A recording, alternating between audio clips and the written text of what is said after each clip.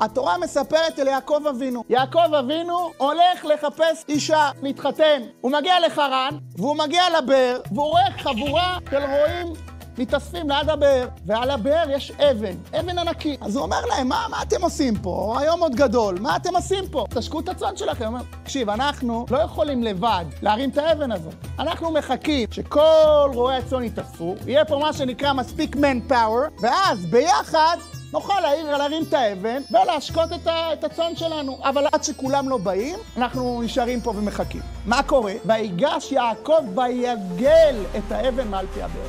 הוא בא, ומה שנקרא באיזה תנועה אחת, מעיף את האבן, מעיף אותה, בלי לחשוב פעמיים.